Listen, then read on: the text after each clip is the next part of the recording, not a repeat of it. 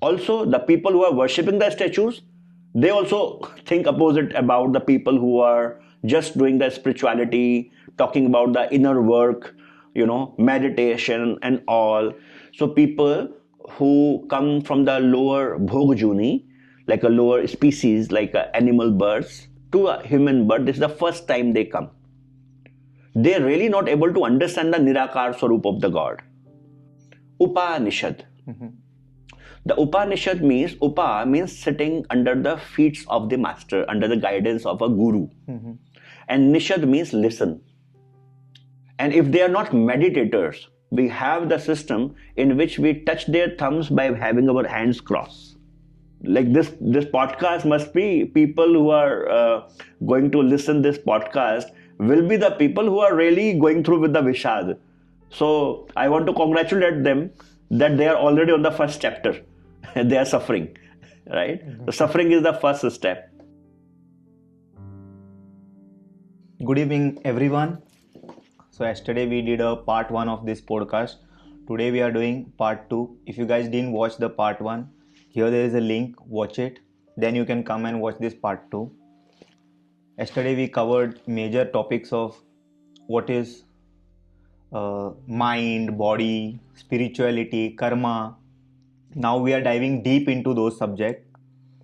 Today we have a Yogshree. He's a profound trainer and healer of sound healing. He's from Rishikesh and he has covered many parts of the world and given training and coaching of sound healing. So let's ask a few more questions to Yogshree today. Would you like to open this with some mantras or something? Definitely. Yes. First of all, your favorite mantra. Thank you for having another podcast with me. I really appreciate your effort, as we are also doing the same effort, that is spreading the ancient Vedic teachings to the world. So really thankful for giving me this opportunity to talk about our own ancient culture. Yeah, thank you so much. I'm glad you invited me, sir. Yeah. Very good. So we'll start from some Guru mantras. Yes.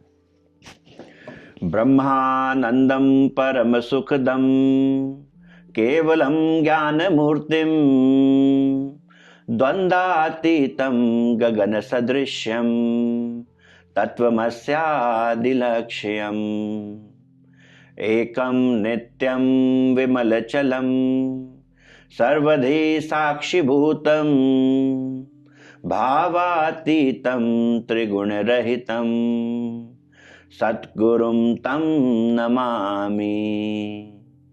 Gurur Brahma, Gurur Vishnu, Gurur Devo Maheshwara, Guru Sakshat Para Brahma, Tasmai Shri Guruve Namaha. Yes. Why? Any specific meaning of this mantra? So this mantra is a very special. It is known as the Guru Vandana, Guru mantras, where we are talking about the qualities of the Guru. We are not talking about, actually Lord Shiva is explaining the qualities of a Guru. The story behind those mantras are, a beautiful story comes from the scriptures, that when the Lord Shiva gave all the teachings of Yoga Maya, as the Mata Parvati requested him to give all the teachings to her, like all the, the spiritual, transcendental teachings of Yoga Maya. So Lord Shiva first denied, and then she convinced her, him. And then she said, oh, now I have this knowledge. So it means I am enlightened. You gave me all the knowledge, which is the divine knowledge. Now it comes on the earth through me. So it means I am enlightened. The Lord Shiva, he said, no, sorry, you might be misunderstand. And she said, like, yes, you have anything left? He said, no, nothing left, but only one thing. And then Lord Shiva said that you are missing with the Guru. You don't have any, living spiritual master in your life. And as you don't have a living spiritual master in your life, so you cannot get the enlightenment. She said, Guru, what is the Guru?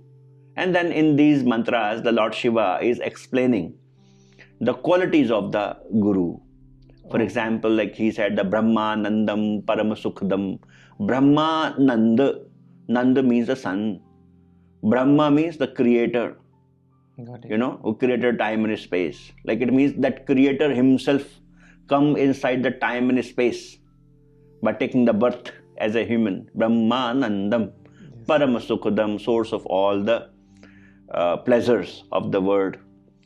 And like further he explained the qualities of the Guru. And then Parvati said, oh, in between she said, oh, it means like anything else is left over. Like it means like I understand the qualities. Anything else, like it means if I have a Guru and I will do the meditation, then I will get the enlightenment. Lord Shiva said, no, you might be misunderstand. Again. So he again chanted one mantra. He said, Dhyana Moolam Guru Murti, Puja Moolam Guru Padam, Mantra Moolam Gurur Vakyam, Moksha Moolam Guru Kripa. He said, Parvati, if you are thinking that you want to do the meditation, to whom you will meditate upon? Although 114 types of meditation techniques are already given in Vigyan Bhairav Tantra, right? But he said, no, it is not going to be work, because if you don't have the Guru, because Dhyana Moolam Guru Murti means like if you have Guru, meditate upon the physical form of the Guru. Puja Moolam Guru Padam. If you want to do any ritual outside, do the rituals on the feet. Padam means the feet of the spiritual master. Then he said, Mantra Moolam Gurur Vakyam. There are many mantras. But the mantra which works to get the moksha or get the yoga is which comes from the Guru. And then he said that don't think that you will get the enlightenment after doing this. Because if we are thinking that by doing our meditation we are able to achieve him, then it is a misconception. With our effort we cannot get him. With his grace we can get him. So at the end he said, Moksha Moolam Guru Kripa. Like our meditative effort, the yoga effort, whatsoever ritual ceremony what we are doing in our Sanatan Dharma, it is just putting our application every day in front of that one. So with our effort we cannot reach anywhere. With his grace, yes. Thank you. And then the Parvati, like I wanted to continue further, then the Parvati, she understands that what Lord Shiva said. And then immediately she accepted Lord Shiva as her, rather than he was her husband, but she said, now you are my Guru. And she said, Namah Shivaya Guruve, Sachidananda Murtaye, Nishprapanchaya Shantaya, Niralambaya Tejase. So she said, Namah Shivaya Guruve, means like now Shiva, I accept you as Guru, because to whom I will search around the world if you are in front of me. And this is how Lord Shiva became the first Guru of this whole universe. As all the Gurus to whom we can see, and if you will go to the lineage like further and further and further and further, you will reach to the Lord Shiva. Right. That he is the Param Guru, Adi Guru of everyone. No matter where we start, Shiva is the final goal. Definitely. Like he is the one who brought us this Guru Parampara. That was a nice mantra. Yeah, thank you. Okay. So can you share a bit about your spiritual journey and like how do you define spirituality in your own terms? So my spirituality is like, what it means personally to you, like. I personally feel that it is a very practical path, and whomsoever get the enlightenment or the moksha, it will gonna happen within this life. If somebody is asking you, just follow me and after the death you will get the enlightenment or get the moksha, it is a big lie. If you are not able to get the enlightenment within this life, after the death you cannot get it. Whomsoever get the moksha gets within this life. So it is very practical subject first of all. It means if you don't reach there where you will go after the death and you don't know anything about the death, then after the death you really don't know where is the way. Then you have to come back to the creation. So within this life we need to follow the scriptures, and by understanding the scripture we will understand the need of a guru, and then we will make ourselves worthy, and then the guru will search us, and guru will, like a magnet, he will pull us, and then with his guidance, his support, we are able to experience it. My journey was very interesting, as I born into a family where inherently I get the spirituality. My parents are the very beautiful meditators, and they get the moksha within this life. So at what age did you started the meditation, yoga, all this? Actually, the spirituality, I think, since childhood, they put us into an environment where our subconscious mind was building up for that. I still remember I was sleeping in between my parents till the last I remember, and when I was really young, I don't know the age even, and my father was sleeping on my left side and the mother was sleeping on the right side. And my mother's head, because we are typical from the middle class family, so my mother was sleeping on my leg side and the father was sleeping on the head side.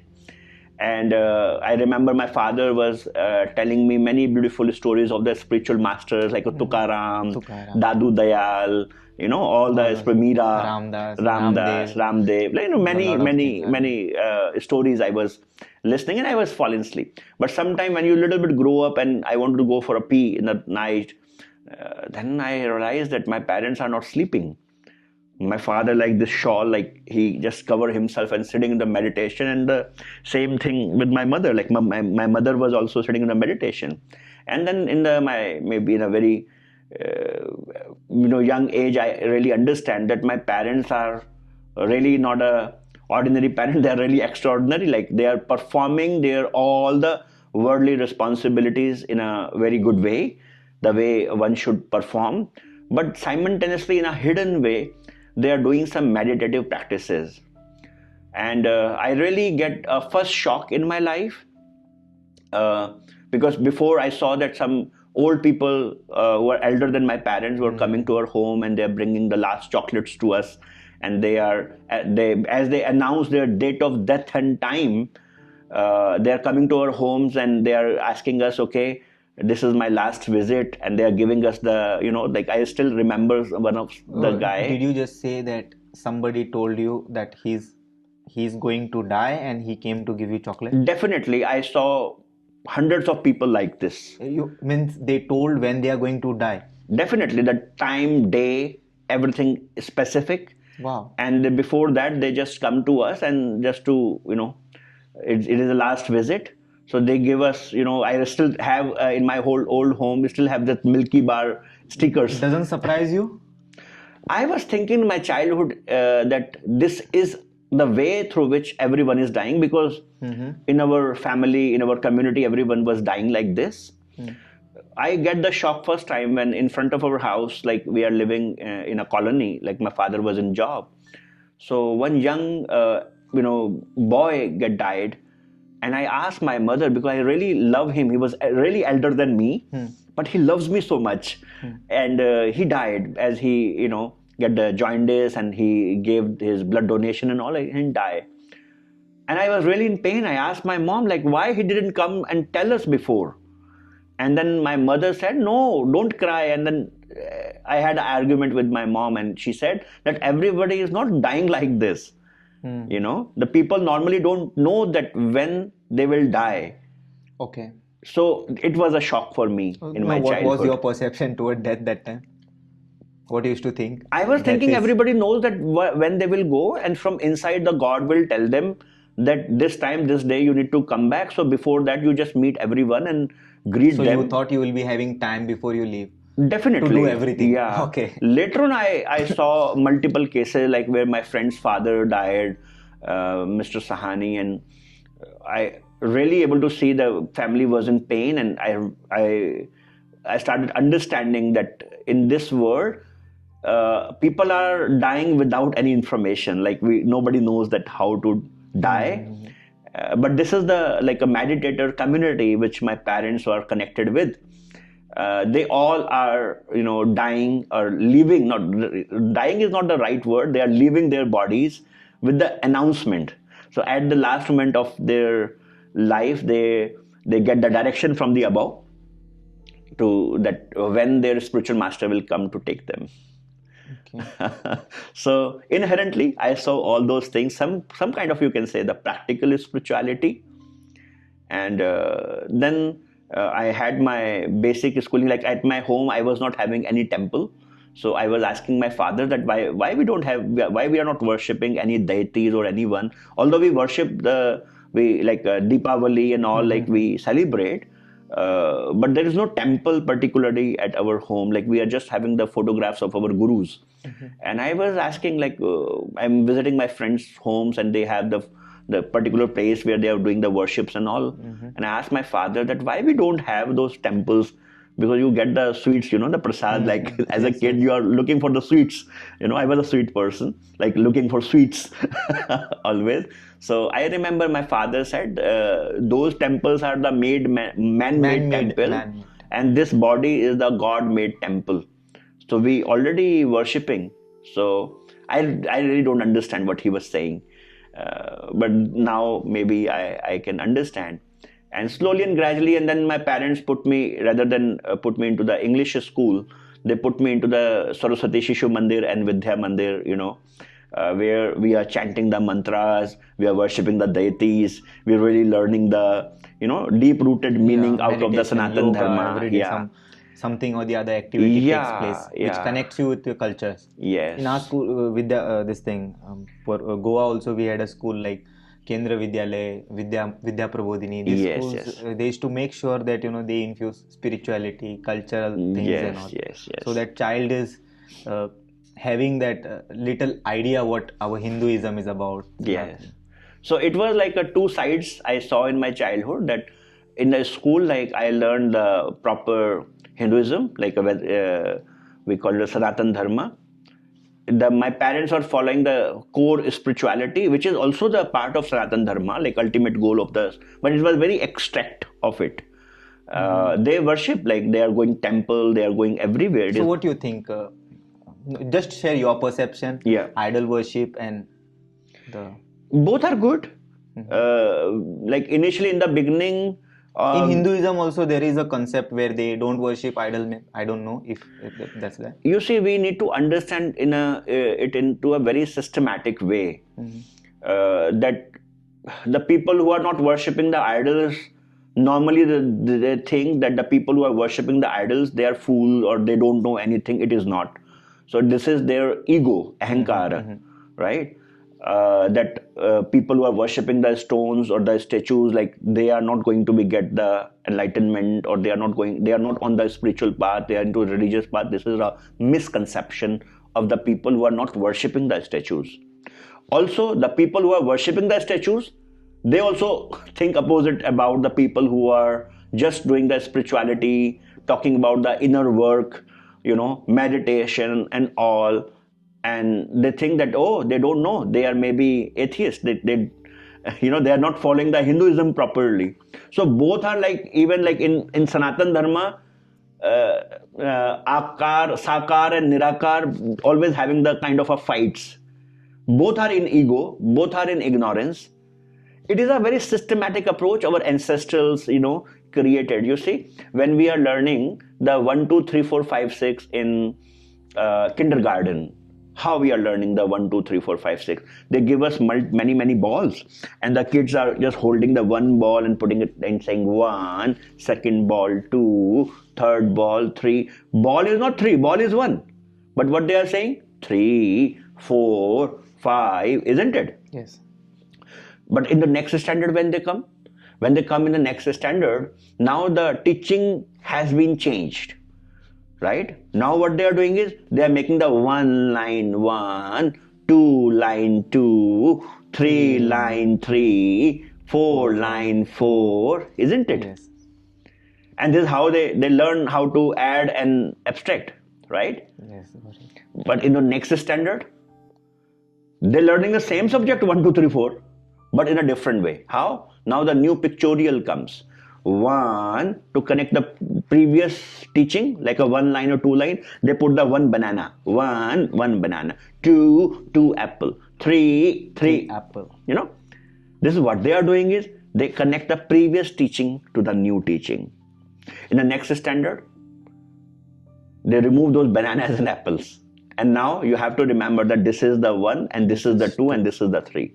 And then further, if you will see in the studies, you need to do all those calculations mentally. And soon they turn into XY. Yeah, and then XY, right? It is a systematic approach to teach a child counting or the mathematics, right? Same way, we have a systematic approach for the spirituality. Yes. So people who come from the lower Bhog-juni, like a lower species, like animal birds, to a human birth, this is the first time they come. They're really not able to understand the Nirakar Swarup of the God. They will not really able to understand that Shiva is the ultimate consciousness. They will not really able to understand. For them, the Puranas are needed. Like we have 2 sections in our scriptures. One is the Veda and the Purana. Vedas are not talking about any Shiva, any Vishnu, Brahma. Nothing is written there in Vedic system, right? There we have 11 Rudras and the other system are there. But really there is no Ganesha there in Vedic system. It is written Can you into the... break down little more about that 11 Rudras, something you mentioned? Yeah. It is actually in Vedic system, if you will see, we have 4 Vedas. Actually, it was not 4 Vedas, it was the 3 Vedas. Mm-hmm. Or actually, even it is not 3 Vedas, it was the 2 Vedas. Even it was not 2 Vedas, it was the 1 Veda. Which one? Right? So the first is the Rig Veda. In previous podcasts also we discussed about it, that the first yogi, we say, was the yogi Agneya. He sits into the meditation and he started listening the sounds from inside. And then he saw that where those sounds are going in, Nada is going inside. And he pulled out the language from the chakra system and he created the Sanskrit Devanagari language, Sanskrit language, like alphabets comes. That's how Vedas came to. And then what he did is, by utilizing those alphabets, he again put his attention inside to up, into astral causal plane and beyond. Whatsoever they are able to hear in the form of the sound current, in a kind of a melody, they started writing down those mantras, and this is how the mantras comes. So Vedic teaching, if you will see the Rig Veda or all the Vedas, are actually the 4 sounds which the rishis, like sages, are listening from inside, and they just described it into a language, the first language of the world. Right? Okay. So what is there? The further, like in Rig Veda comes, they think that it is too much, so they make it categorized. So after Rig Veda, they created Yajur Veda, and then they thought that it should be more easy for the people, more simplified. They created the Sam Veda. The 3 Vedas are there. Then I heard the Shankaracharya ji, further, made the 4th Veda, Atharva Veda, because it was a bit complicated. So Veda is not a one book. If you go to the market and if you want to buy a Veda, okay, I want to buy a Yajur Veda, a Rig Veda, you cannot really buy it. And even if we read it, we'll be able to understand it without Guru. Yeah, Veda is not a one book. Veda is a multiple scriptures. When you put it into the one category, the category name is the Veda, Rig Veda or the Yajur Veda. There is no one book like a Bible or like a Guru Granth Sahib. It is not a one book. It is multiple book in which we have the Shruti, Smriti, Upanishad, like Richas, like all those categories. What is Smriti, Smriti? I didn't understand that. So you see, like easiest thing what you can understand about it is, like we call a section called the Upanishad. Mm-hmm. The Upanishad means, Upa means sitting under the feet of the master, under the guidance of a guru. Mm-hmm. And Nishad means listen. Okay. Right? So whatsoever they listen from the experience of a guru, they have write down them in the form of the Upanishad. Like most famous scripture in India is Upanishad. Bhagavad Gita. Bhagavad Gita, yes. Bhagavad Gita, yeah. So Bhagavad Gita is also originally known as the Gita Upanishad, is the original name of it. Gita Upanishad. Gita Upanishad, right? So we have multiple Upanishads in the different categories. And in those categories, when you read about it, they now very well, Shankaracharya ji put them into the different sections, and you can read that slowly and gradually. The one's common teaching, in a different ways you can read them like a Mandukya Upanishad, Katha Upanishad, and different Upanishad. You can read them. And you said the Smriti. Smriti means whatsoever they remember. They're not sure, but they remember.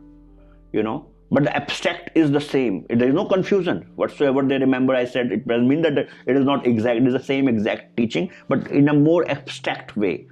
We call it Smriti. And what is Stuti? Oh, you said two terms, Smriti and Smriti. Yeah, it is a different categories, Okay. Like it's when we are making the petroleum.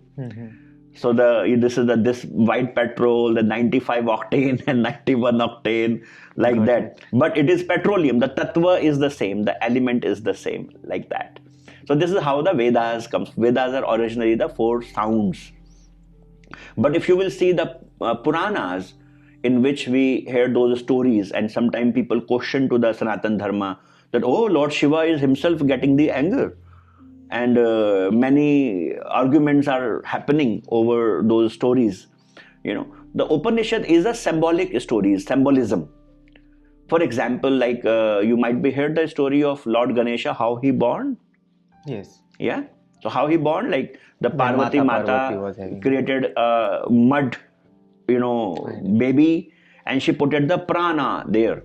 As she put the prana into this baby, and she wanted to take the shower, she said, hey son, don't allow anybody to come. And if you know that Lord Shiva was coming over there and they had the argument, and Lord Shiva cut his neck. And now the Parvati started crying, you killed my baby. And Lord Shiva said, oh my God, that I really don't know. You should inform me. And then he thought that what to do. And then he went to the Brahmaji, and Brahmaji said, go to the earth, and if you will find out any elephant, or anyone like who is any mother actually, like who is sleeping by putting up her back on the baby's side, facing the back, just cut the neck and just put it there, the baby will be alive. So it is a virtue, it is a symbolism.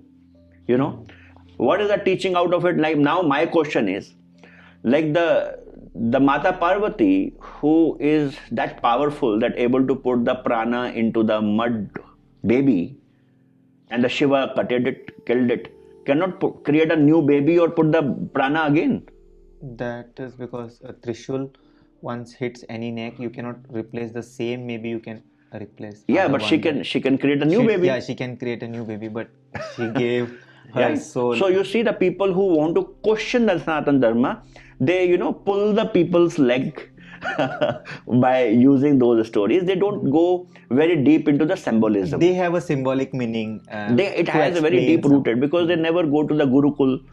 Like all this leftist agenda, and the USSR people, like the invaders, already tried their best to destroy our culture, to make us feel bad about our culture, right? So yes, they are pulling our leg because they want us to not to feel proud about our Sanatan Dharma.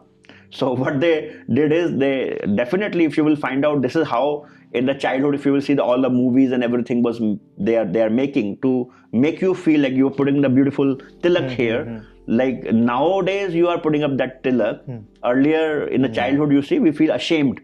Yes. To go even to the school and call our Guruji as Acharyaji, and doing Kragre Vaste Lakshmi Karmadhe Saraswati, like we are feeling ashamed that, oh, we are not going to the English school, and it was a point of shame. Yeah, now we're thankful that India is moving towards to this movement, like where we are feeling proud about our culture and our scripture. Like salute to our Prime Minister Modi ji, that he re-established this pride within us.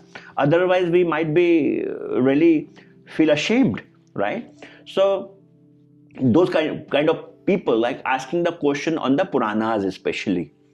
The symbolism deep rooted there is the mud, and the Parvati who created a baby is actually your root chakra. The Ganesha means your root chakra. Okay. And your root chakra is carrying the earth element.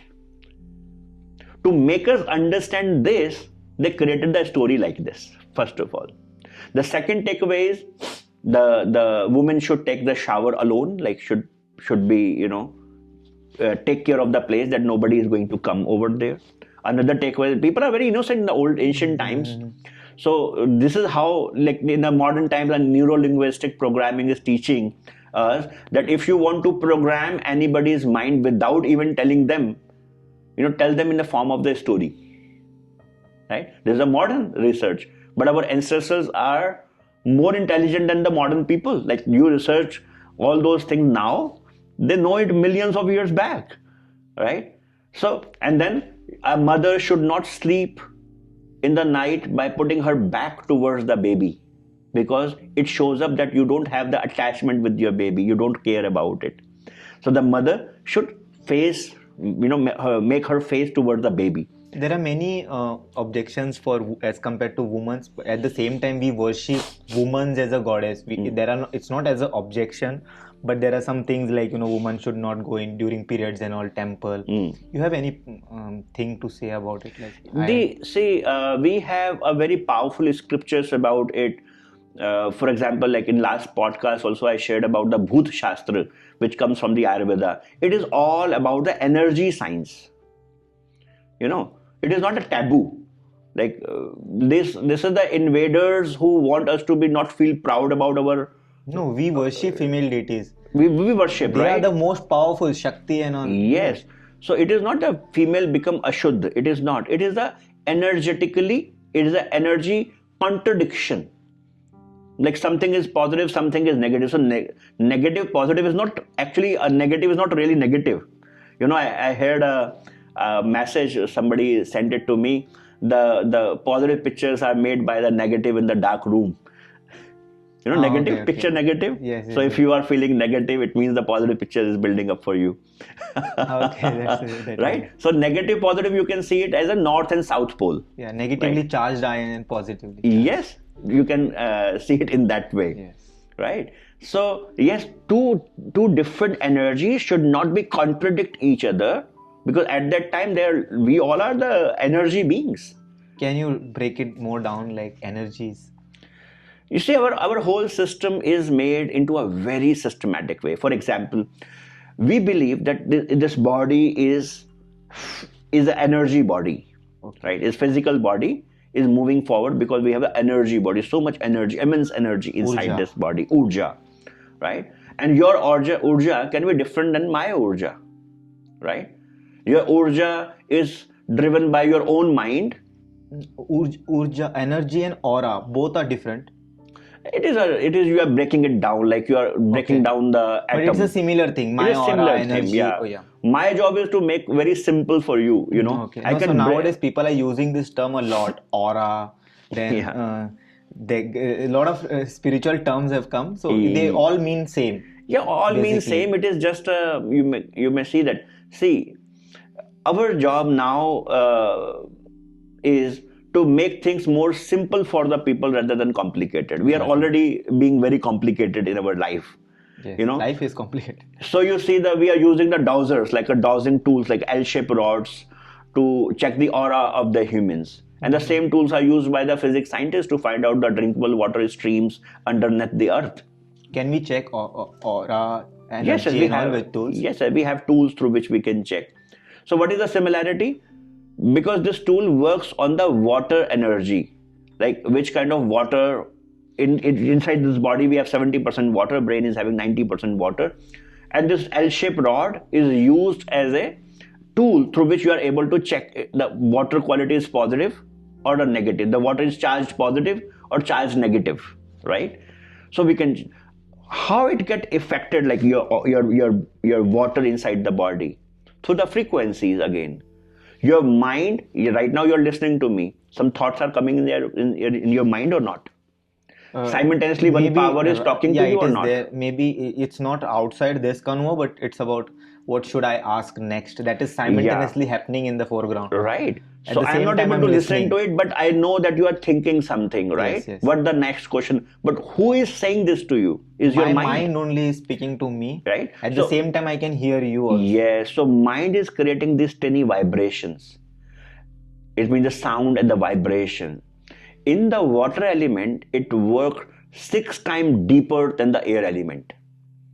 So your water is already getting affected by your thoughts. And suppose if I'm having a negative thought pattern, like a self-criticism, All the time my mind is criticizing me. I am going to be charged negatively. So when you will use the L-shaped dowsing rods, it will show me the negativity, like a negative thought pattern in you. And this is the same thing which reflect into your aura. So you are not, we say that it is aura, but it is not the aura, it is the water quality of your body. So we are just checking what is the outcome. Through the water quality, it gets the effect. You start having a positive thinking, automatically your aura will become positive. But it is not just what I'm saying. I told you that I'm making things very simple, break down for you to in a simplest way. In our system, like in Sanatan Dharma, we don't touch each other. What we do is, we did a namaste. Namaste. What is the meaning of namaste? Namaha aste. It means namaha, I bow down. But to whom? Aste. Aste means the same power which is inside me and same power which is there, common element, I bow down to that one power. What is that one power? Is our ultimate reality. Namaha aste. Not you. That one common. That we both will connect in that same ocean. And you see, we don't touch people. We don't handshake in our culture. You see the whole Asia, even you go to China, people will say ni hao. They bend down. You go to Thailand, they will say swadika or the swadikrap. They don't touch. They don't allow people to touch them, right? Because when you touch someone, the energy exchange started happening, right? It is like you see that when you mix the hot water with the cold water, it comes on the average. So suppose you are positively charged and I'm negatively charged, I will have a handshake. We start losing, I will start becoming positive and you will start becoming negative and we will start becoming in an average way. So we don't allow anybody to touch. This is how our beautiful culture is there, right? And if you will see, like we only bow down to the elders to give them the respect, And when we bow down to our elders, and if they are not meditators, we have the system in which we touch their thumbs by having our hands crossed. You will bow down, they cannot look at that what you are doing. You are touching their feet, but you will touch their feet with the cross hands. Why? Because you don't want that energy to come to you what they are carrying. They are not meditators. They are the worldly people.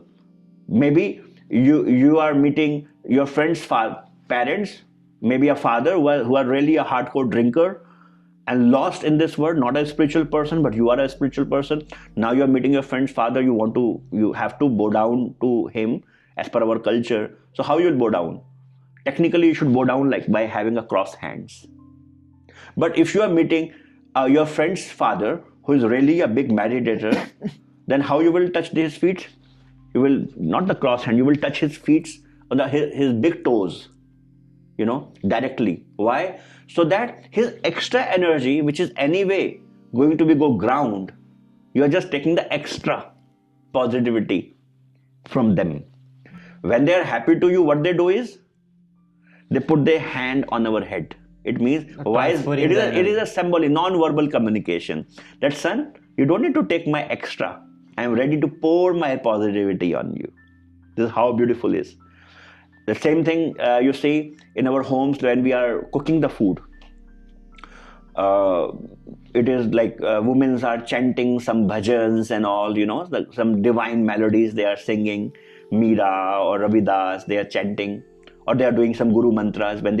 This energy goes inside the food. But maybe some days every day is not same. Maybe this lady is having some stress because of something, maybe some pressure of life. Then this whole pressure, her disturbance will go inside the food.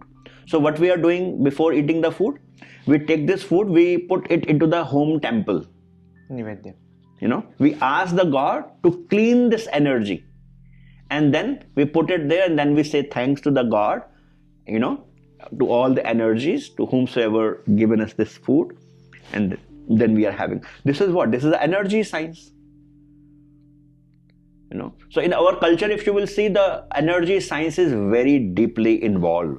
Each and everything, what we are doing, you see, the kids started crying at home. Unknowingly, like why they are crying, we don't know. They had a full tummy, like no pain, nothing, but they feel cranky. What we do is in India, Nazar utar. Yes, We we take take fire the and some chili, chili or the salt, throw water and then make pepper yeah, is strong. and immediately, have you seen the Yes. effect? Like immediately, this is the energy science, the Bhuta Vidya from the Ayurveda. This is how your question was, that how the energy system is given. So in India, I think in our Sanatan Dharma, we have enough deep knowledge about the energy system and is well designed, you know. So the people who come in Sanatan Dharma, some people are doing the ritual ceremonies. You see, some people are writing Ram, Ram, Ram, Ram, Ram. Some people are chanting Ram, Ram, Ram, Ram, Ram. You know, some people are chanting loud Ram, Ram, Ram, Ram, Ram. Some people are asking their mind, okay, you chant they're asking their mind, you chant Ram, Ram, I am listening. What is the right way to meditate or chant the mantra? See, first of all, a guru will decide that which way is suitable for you. We are really not able to decide that which way is good for me. We all think that, oh, I am enlightened, I am very elevated. We don't have really authority, that patrata, to decide for ourselves. This is the guru who will decide, because when a guru, a living spiritual master, a Sadguru will see you, by seeing you, he actually able to see your previous lives, is even able to see your future, and able to understand which kind of mind you are carrying, which kind of technique, in which standard you are in, and according to your standard, he will give you the practice. Before the audience misunderstand the term Sadguru to the Sadguru. No, So that what is is the Sadguru. meaning of Sadguru? Sadguru So means that they like, know what is the term Sadguru used for. Otherwise, they might see that Jagdish Jaggi Vasudev ji. Jagdi Vasudev. Yes, he is also doing something Who good. can be addressed as Sadguru? Who is entitled for it? So who come from the beyond the time and space. Like we have this third eye chakra. In a transcendental word Turiya, we also have some different realms. Like above to third eye, the crown chakra, we call it the astral plane. Above to the astral plane, we have a causal plane, causal 1 we may call it. Above to the causal 1, we have causal 2. And that causal 2 is the headquarter of time and space, headquarter of Kala. Kala means what? Time and space. Above to that causal 2, there is no time and space. Till you are inside the time and space, you are bound here to the physical world. So the many avatars, many guru, many psychics. You see, India is a land for all those psychic and all those gurus. Like now the Mahakumbh is going on. You can see that many gurus are there. They have the psychic powers and many things they claim. And they must be having it. So a guru who comes from the causal 1 will only able to bring you till to the causal 1. You cannot go to the causal 2 by yourself. To go to the causal 2, you need a guru of causal 2. And to go really beyond the time and space within this life, you really need the guru from the Para Brahma. So Brahma means the time and space, whatsoever come under the time and space. Like we are sitting here, we are under the time and space. And there is another term uses Para Brahma, beyond the time and space. So the avatars and the gurus who come from the time and space, they are the gurus. They also give the diksha, they also give the shiksha and diksha guru we call them. But a Sadguru originally means who come from beyond the time and space to take the soul. So, and even in the beyond the time and space also, there are many creations are there who come from the ultimate creation, highest creation. We call them the Param Sant.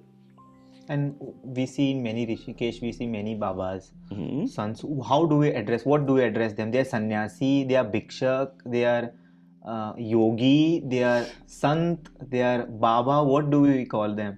You call them what they are asking you to call them. Because they are taking money, that's it.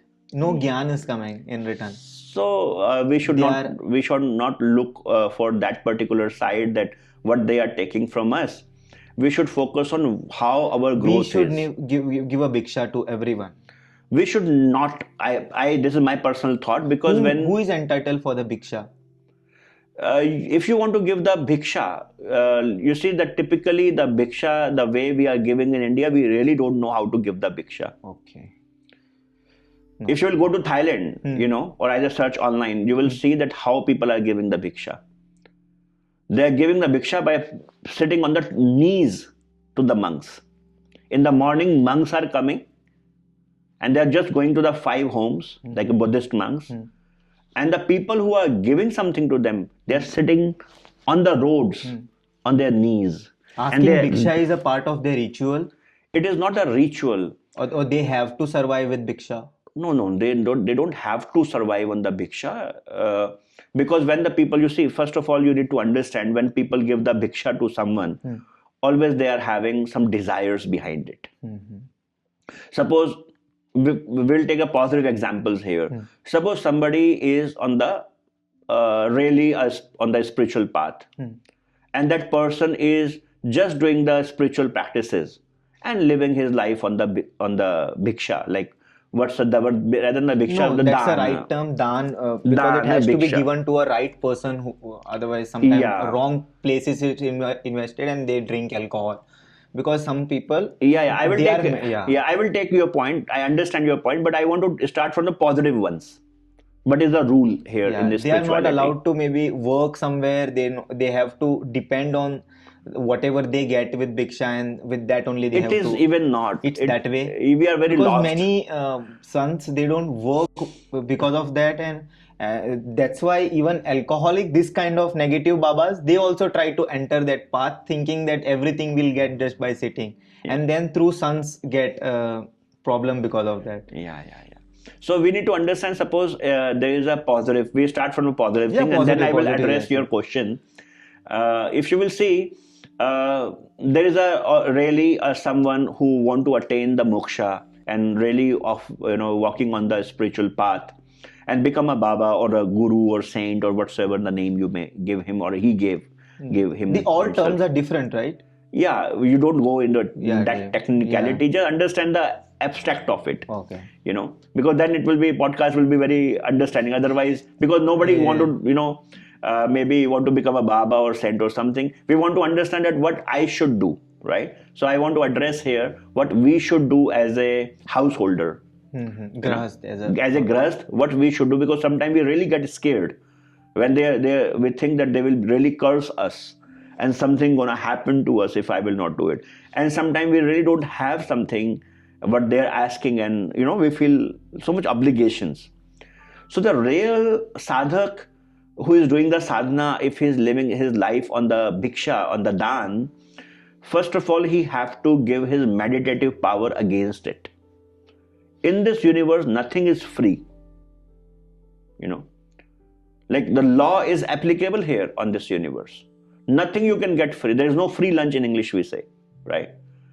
So suppose I am that son, and I am doing the every day, whole night I'm sitting in the meditation. Daytime I need the food, so I'm going and I'm on the queue and I'm asking people to give me the food. They are giving me the food with their desires or not? So whatsoever the whole night I was doing the meditative practices, I have to give the big chunk, the big part to this person who is giving me the food, to fulfill their desires. So what is left over with me? Nothing. So I'm just fulfilling the people's desires. I'm thinking that, I am a very spiritual person, whole night I'm doing the meditation. But actually at the end, if you will see that you have already given, because food, or the money what you are asking as a monk is the energy. That person put so much effort and put his energy to take this energy. It is an energy transfer. Free of cost, you are getting the energy. You have to give something. You want or not, there's a law of this nature. You have to give your meditative powers to them. Right? Now, you said that if somebody is really, run away from the home and find out that this is the easiest way, is a big sin. That powerful sin that maybe by being a householder, you are creating the less load of karma on yourself, but by wearing those, the spiritual clothes, if you are asking for the bhiksha and you are just drinking the alcohol or something, if somebody is doing that, is creating the more powerful loads on their head. So it is not a sin. So what is the sin? Sin is the karma. That they are creating very heavy karma. In Buddhism, they say there are 3 kinds of karma. In Buddhism, karma, like their explanation is a bit different. They said the karmas are like a line. One line you draw on the water, immediately it will disappear, right? One line you draw on the sand on the beach. With the time, the water will come, air will come, it will disappear. One line you are drawing on the stone, very deep, dark, it is not going to be disappear. You have to go through with it. So this kind of act, like people who are misusing, manipulating the people with the name of spirituality, they're drawing the line on the stone. Very heavy karma they are making, and they have to come back to this creation and really go through with those karmas. So there is no moksha for them, right? So if you will see, the right way is, if you will see the many saints, like if you see the Kabir was making the clothes. He was having his own hard and earned money, honest earning, through which he was having a living. Sant Kabir. Sant Kabir. You see, the Guru Nanak was the farmer. You see, the Ravidas ji, Sant Rayadas also we call him, Ravidas, was also making the shoes for the people. Raja Pipa, King Pipa, the king of India. At that time, India was from Cambodia to Afghanistan, was his disciple. But still he was making the shoes. He was not asking for the bhiksha to anyone. So don't you think he can ask the king to provide him the basic food? But he never asked Sant Ravidas. He was a guru of Meera. He never asked. Why? Because the spiritual masters are not the beggars. They are the givers. So real spiritual masters are never begging for them. For themselves, never. They always earn their hard-earned money. This is a big misconception we have created, because you see, as a common man, how to figure out, what will be the common thing to understand which is a real saint, and because now everyone is into Kumbh and they are going, many saints they'll find, and everyone is going to ask money. Yeah. Now how to figure out who is the actual one? The real one will never ask, as you said. So we are meeting the guru as per our patrata. Patrata in English, what we call it, like what we are worthy of. In Buddhism, we say that when a disciple is ready, the master appear. So we need to see how ready we are. On which level we are ready. I told you in the last podcast, there are 2 types of gurus. Like some gurus are just fulfilling your worldly needs with their powers. Whatsoever meditative power they are earning, they are just going to fulfill your physical needs, and they even promise you, yes, they are doing something good. So the real spiritual masters, they never claim that they are going to fulfill your worldly needs, or going to give you the pleasure, or going to take away some disease from you or something. They never claim all those things. They only say that I have one way, that go back home and fulfill, go out from this death and birth cycle. Other than this, they never talk about. So we call it the satsang. Satsang means the company of the truth. What is the truth? That one. They always talk about that one. They never talks about here and there things. They talk about that one. And how? Or either they will talk about the naam, or either they will talk about the nami. Right? Naam and nami are the same. Like Goswami Tulsidas ji said in the scripture, he said in Ramcharitmanas, he said, Kalyug keval naam adhara, simar simar nar utarahe para. So they only talk about either naam or either that one or enlightenment. They never talk about the prarabdha karma. Or you go, you ask them, oh, it is very tough life. They will ask you, okay, chant the naam, the guru mantra, but they gave you. They never talk about here. So this is like a sense of that sense, like that spiritual sense also come in us through that one power. That when that one power wants us to come back, you see the swans, how they are traveling with the instinct. Did you mean swan? Swans, Yeah, I got like it. birds, how they are traveling with their instinct. Your Okay. instinct will tell you everything. Where to go? Okay. In today's fast-paced world, how do we incorporate all this spirituality and all into our daily life? You see, first of all, we need to understand the world was never a stable place, either in the histories. Like nowadays, we are. There's so much happening. was- how to? It was happening even in the past. If you will read the histories, this world was never a stable place or the pleasureful space. Like people are talking about the wars which are going on, the suffering which are going on. The world is never stable. Check the histories, then you will really understand that there is no peace in this physical world. And it is even a blessing. It is a blessing because this impermanence, what we say is where so much is going on, how to find out the spirituality. This is what your question was. How to incorporate it in our daily life? By recognizing the instability, by recognizing the impermanence. There are two type of people. They are suffering, but they don't recognize the suffering. So the people who are really suffering here, really, the Prakriti is really rubbing them very hard in this world. And then what's going to happen is, then they actually reach to the first step of the spirituality. What is that first step of the spirituality? Is known as the Vishad Yoga in Bhagavad Gita. What is that Vishad Yoga is? As the Arjuna in the first chapter of Bhagavad Gita, he said, "Oh Krishna, I'm scared. I don't want to kill my gurus. I don't want to kill my cousin brothers. I want to run away from this fight." People who really feel scared, worry, insecure, they are in fear. They feel detached from this world. They really seen the real faces of all the relationship. That every relationship in this world is a selfish relationship. When those kind of things are happening in our life, then we come into the Vishad, in a total detachment. We feel lost. Unless we will not get lost in this world, we will not come on the spiritual path.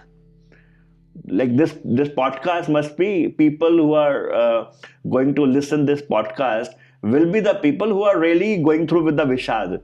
So I want to congratulate them that they are already on the first chapter.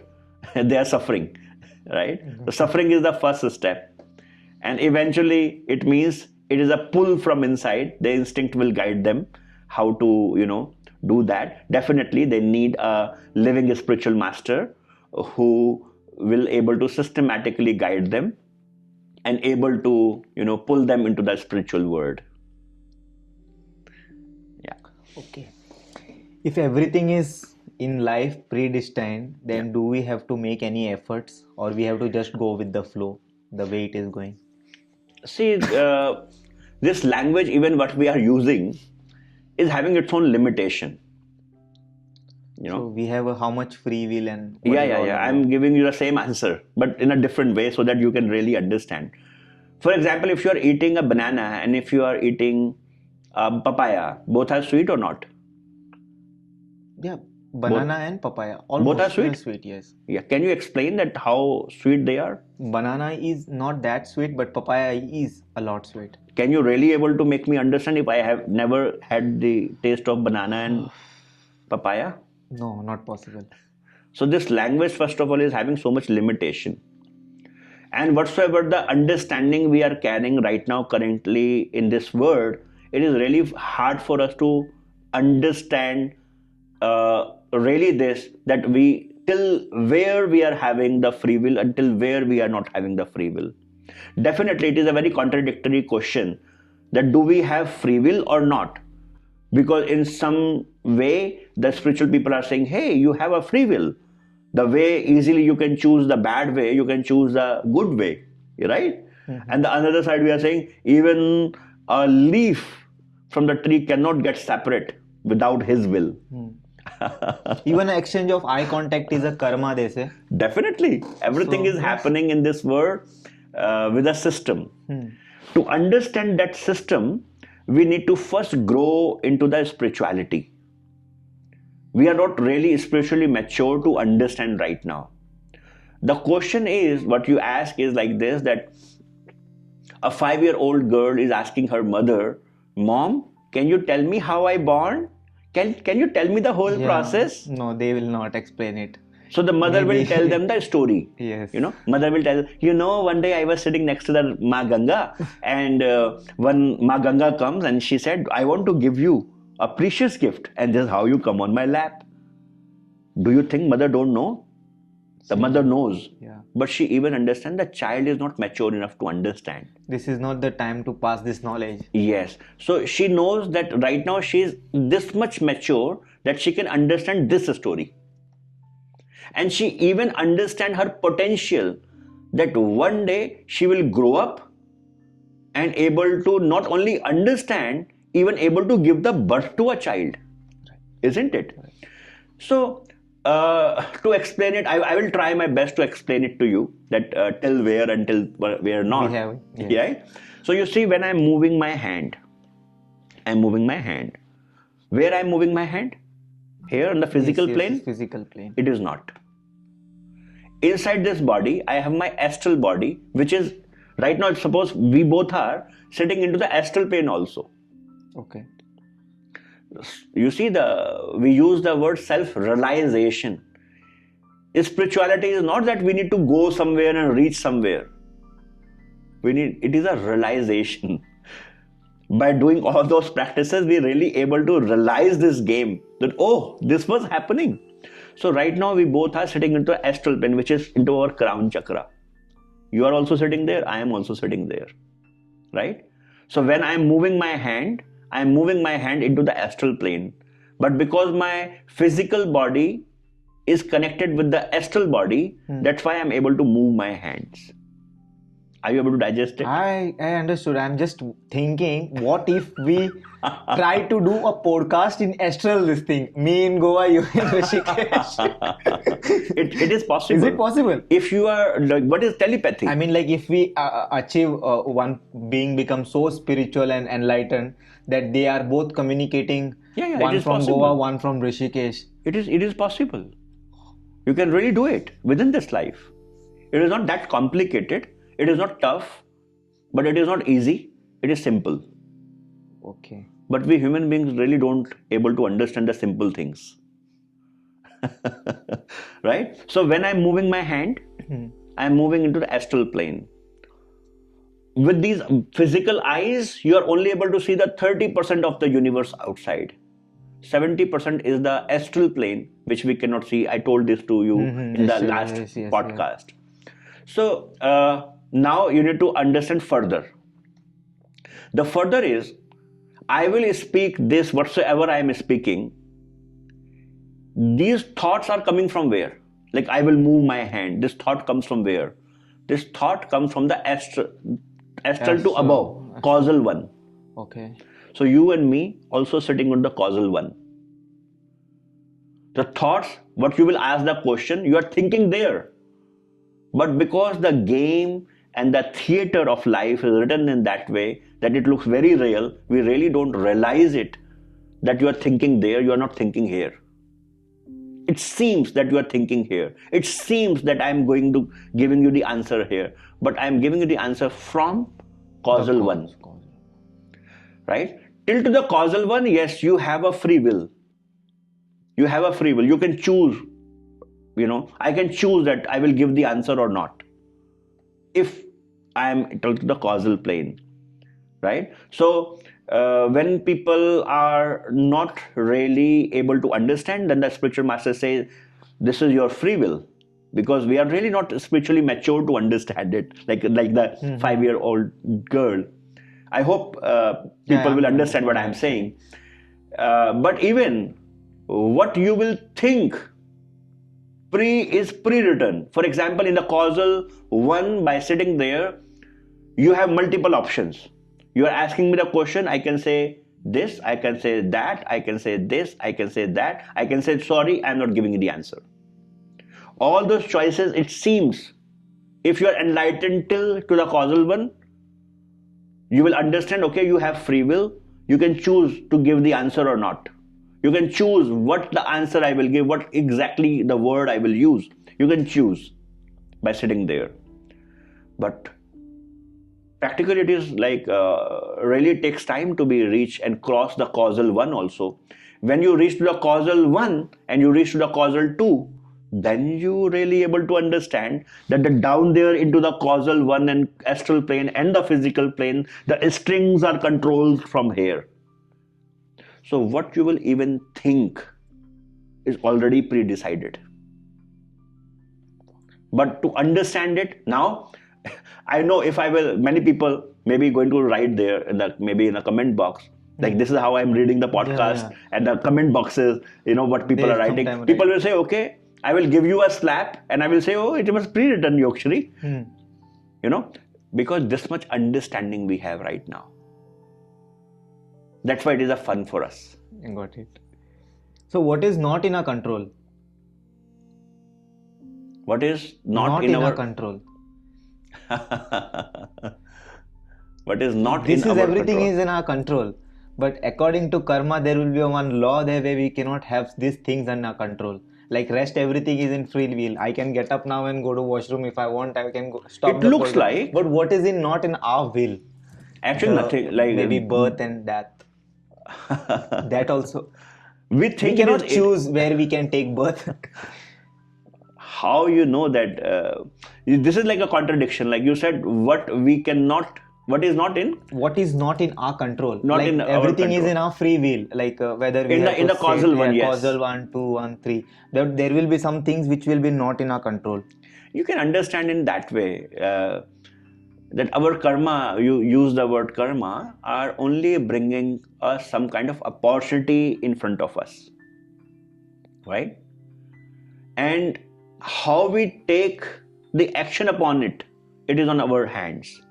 For example, a person comes and started shouting on me, started using the abusive language on me.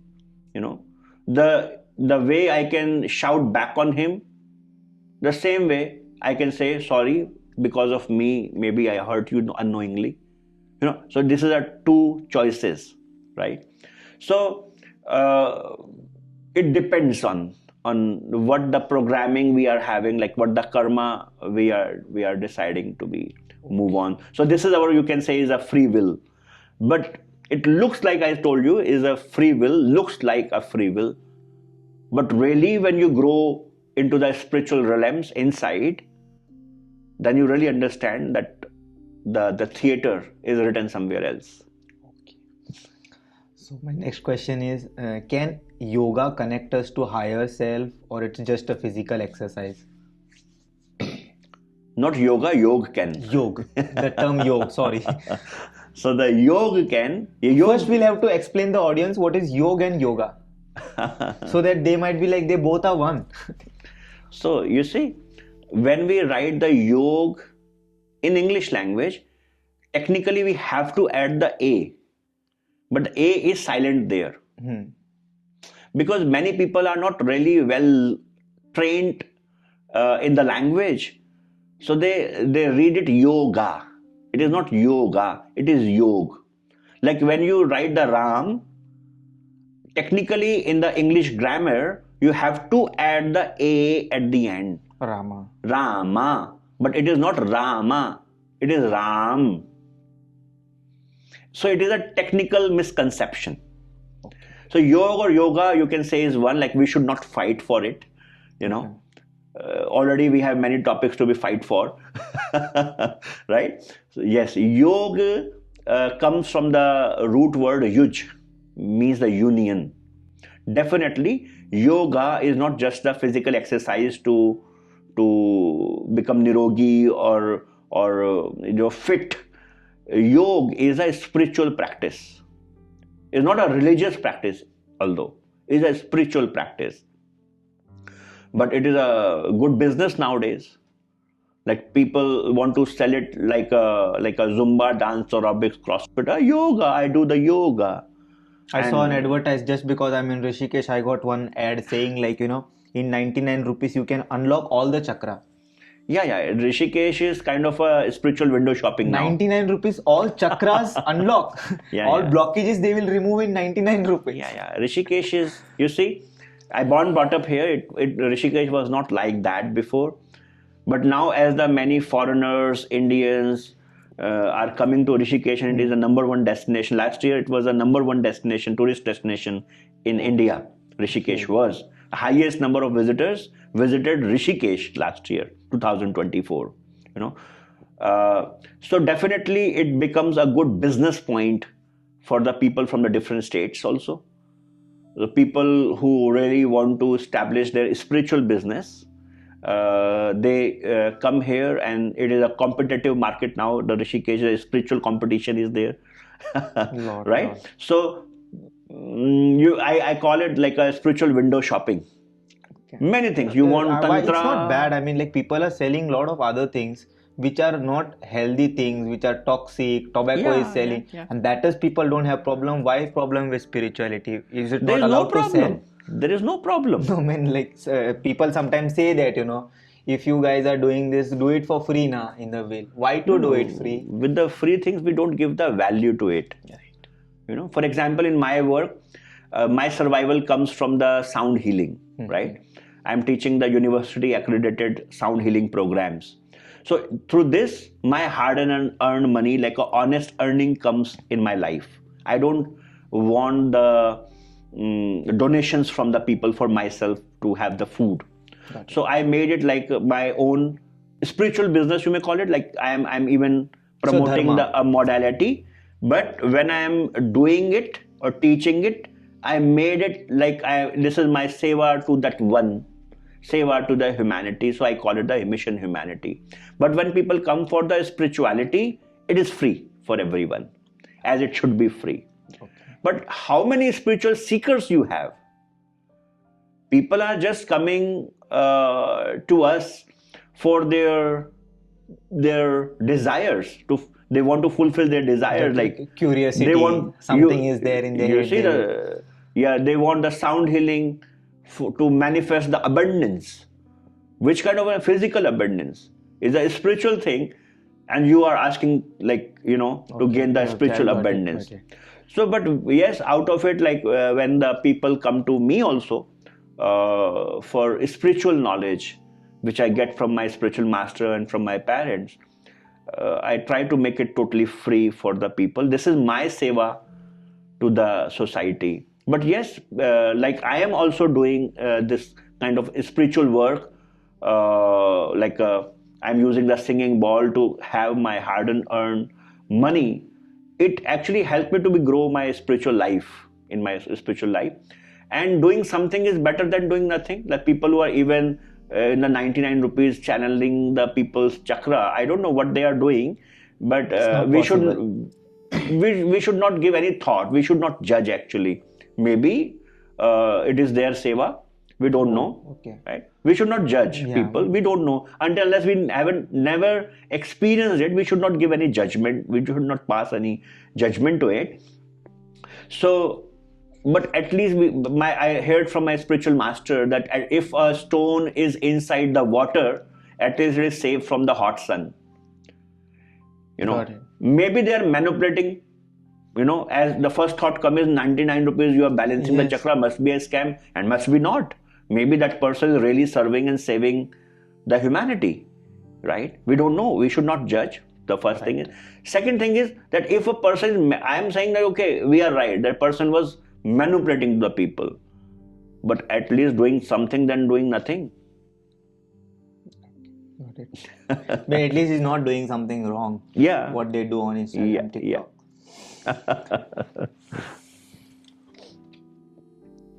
So if everyone lives their materialistic life and they want to follow their spiritual journey, but as a society, how we are going to function? So for the tomorrow, let's say a PM says, I want to live this and I want to give my entire life to God and this. How the nation will function?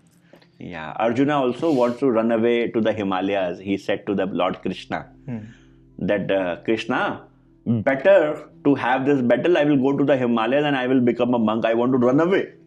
And the Krishna convinced him to be, perform his dharma. Spirituality never teach us to run away from the society, run away from our own responsibility. If somebody is doing it, they are really doing the adharma. It is not dharma, it is adharma.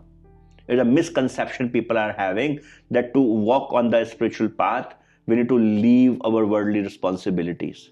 It is not. You need to convert your worldly responsibility into the spiritual practice. For example, right now, when you are doing the job, for example, somebody is doing the job, like they are doing the job to make his boss happy, or either the boss happy, or either the company happy. No. It means you are having a swarth siddhi. For the swarth you are doing it. You can change the whole analogy of your karma just by changing the attitude behind it. So first we need to understand that the karma is not just the action, but it is attitude behind that action. Right?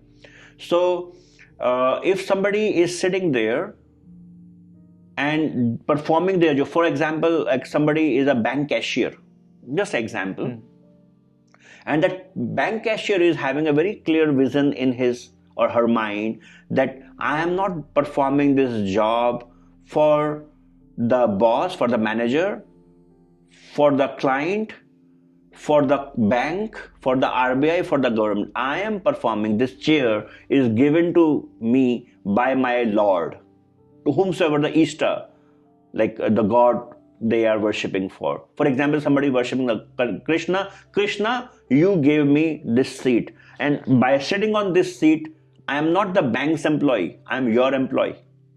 I am going to perform the justice with my duty, what you have assigned to me. So when the people will come, and you are a spiritual person, you are Krishna devotee, right? And the people will come and they'll say, oh, I need the money. Will you give the money of the bank to them? No. Why? Because it is not your dharma. Your dharma is to do the justice there. But if a lady will come and she write down maybe her the cash form in a wrong way, what you will do? Humbly will say, okay, no problem, ma'am. She will have to correct it. I will correct it for you. Please give if she's senior citizen, we can help her with that. What she is doing by doing this, it is not her job. She can say this, hey, go back and fill this form again and come back. No. But if she is humbly doing this, don't worry, I will helping you. Next time, fill it correctly.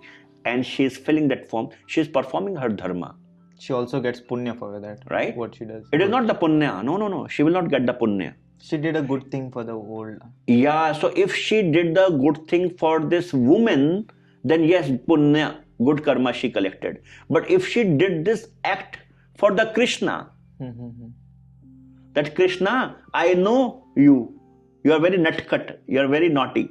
You come in this body. You are also sitting in this body. And I am correcting this form not for this woman, for you. Because you want me to correct it.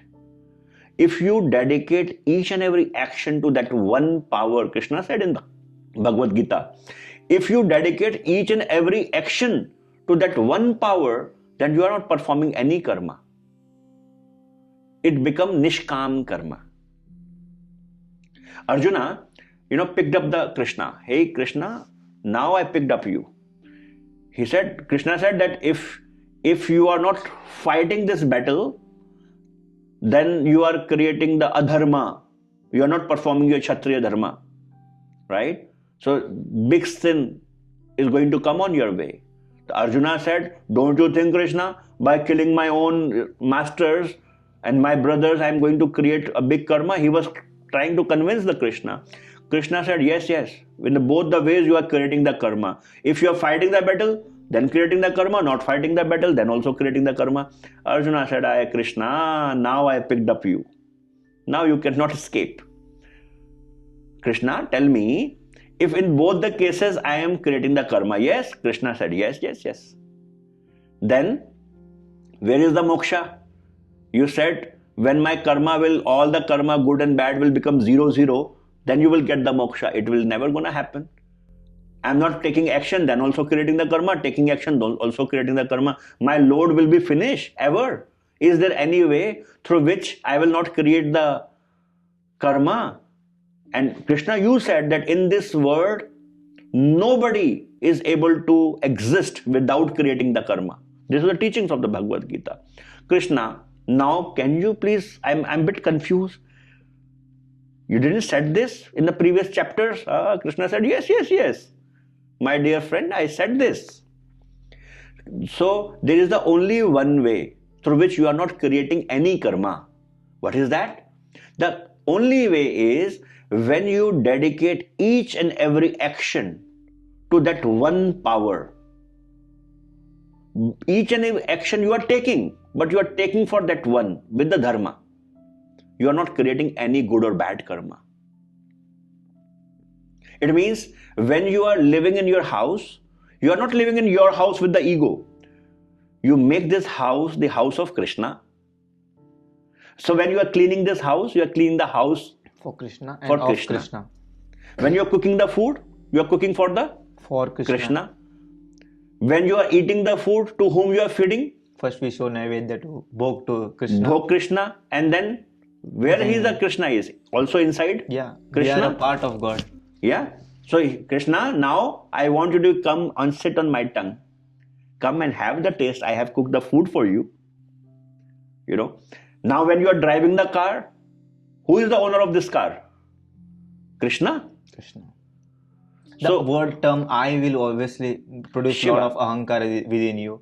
That I am doing, I did this, yes. I am doing that. So when you dedicate everything to that one power and you feel that this everything belongs to that beloved one power, and you dedicate everything to that one, by living in this world, whatsoever the job you are doing, whatsoever the work you are doing, even you are feeding your kids, even you are feeding your family, you are performing any of the responsibility, you are not creating any karma.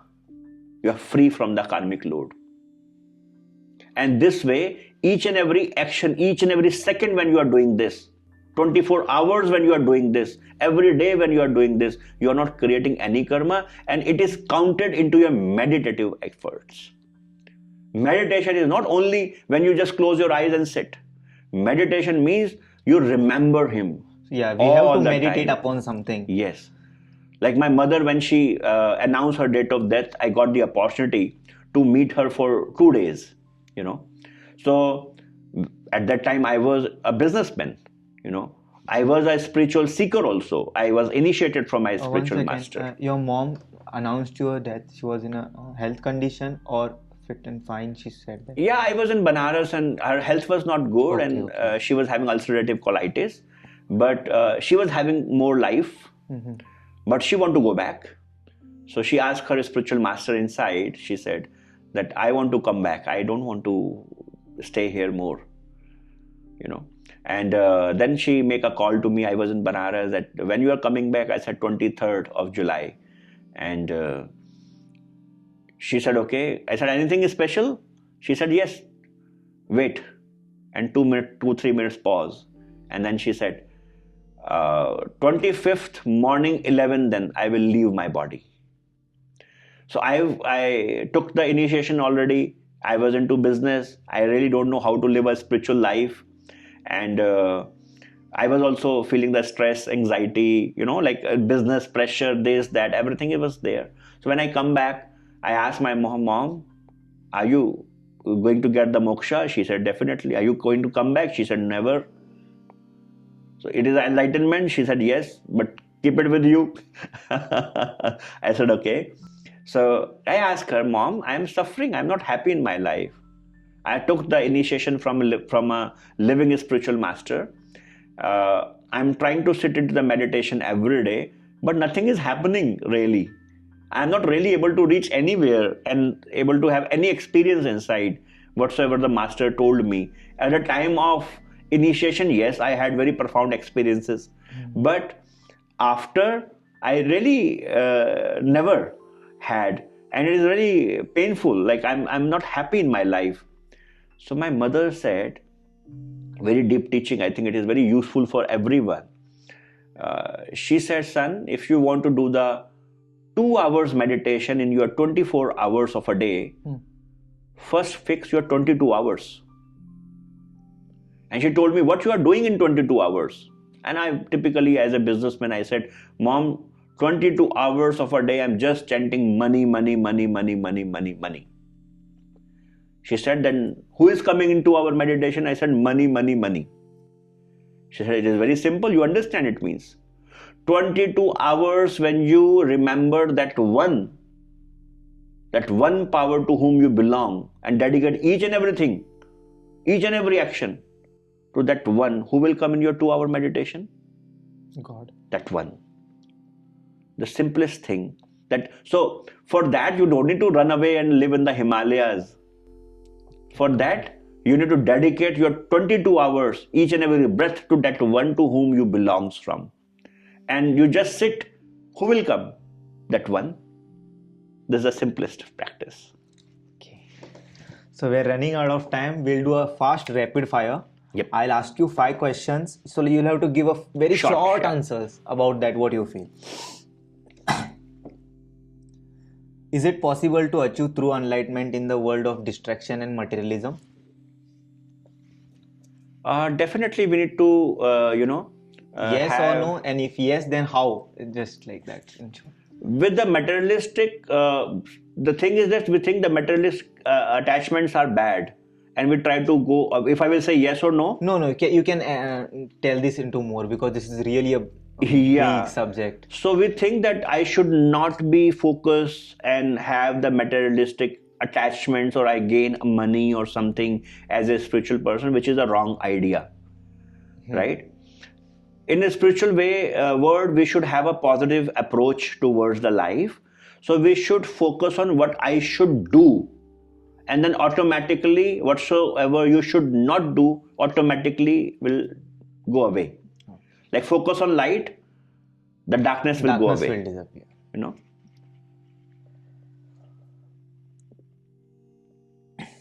Can spirituality exist without religion? Definitely. Religion cannot exist without the spirituality, but the spirituality exists without the religion. Is it possible to attain liberation or moksha in one lifespan? Definitely. We should try our best to do it within this life. Why we should think? Maybe this is our last life. So we always should think that this is our last life. Then only we will give our 100%. And yes, it is possible. We should think in that way. So before we close this podcast, one piece of advice, what would you like to give to the audience about the spiritual journey and everything about sound healing? And if someone wants to start their career into a sound healing, how they can contact you, or take a participation in this, how they can any website you have? I have the website and everything. So the one advice for everyone is that build a spiritual life around, in your life, because if you're not living a spiritual life, then attaining the most expensive asset in life, which is peace of mind, is not possible. My father used to say, the purpose of life is peace of mind, not money. As the fish find peace in water, not in honey. Wow. Right? So, you say, we all human beings think that we need to make money. Yes, it is needed, but till to some extent. Right? To survive. Making everything like a priority only, that is not right. That is not. All the rich people, if you will see what they are looking for, they're looking for peace of mind. So the goal of life should be to attain the peace of mind. Money automatically comes if you have a mind with the peace, that automatically you are going to attain it. And to attain that peace of mind, definitely we need to build a spiritual life. Right? This is the advice. And people who want to help others, you see, the world is burning nowadays. The stress levels are increasing, and everyone, if you will ask for that, having a stress, anxiety, depression, panic attacks, people are lost, divorces are happening, many imbalances, like many things are happening in this world. So people who really want to build a peaceful life, they must need to, connect with something through which they are able to perform the humanity, right? And I'm inviting people to become a sound healer. It is not just to become a sound healer, it is to, have a cause in life, through which they are able to help each other. If we are human beings, we should help each other. And by using a modality, if we are able to help each other to come out from that stress, anxiety, depression, then we should, do this work, which is going to build our life more meaningful.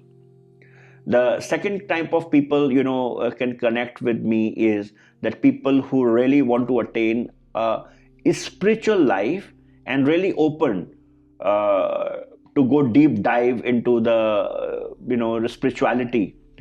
For that, they need to definitely, whatsoever the previous religion thing, whatsoever they are carrying, it can be hurt them. Any religion people can practice this sound healing. All the religions are there is same. No restriction, anything. No restriction. And if they want to come, where is your studio located? So we are located in Rishikesh. The area is the Tapovan, which is the main famous touristic area. So on the very much on the Badrinath road, there is a hotel NV. Okay. N for Naresh, V for Vikas, like they made the name like this. Hotel NV. So we are located on the 4th floor of this hotel. And it is a small institute which is Yogshree Sound Healing Training and Research Institute, where people can learn the sound healing diploma programs, like a professional diploma, advanced diploma programs, teacher training programs. In case they want to learn and teach further. Yes. Our system is aligned, like there to support them on each and every step. It is like a community learning. So it is not that they will get the certificate and the course is finished.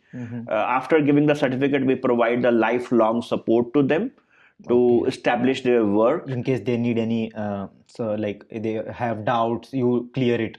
Not only the doubts, we give them total support to establish their own work. Like this is the spiritual seva, what they are doing, serving the humanity. So we provide the lifetime support in every terms, like how to establish and build your website, to all those consultation we provide them. Let's say I want to start a sound healing in Goa. Yeah. So the minimum and maximum, how many duration courses are they available? Like? So we have converted the program into the offline plus online mode.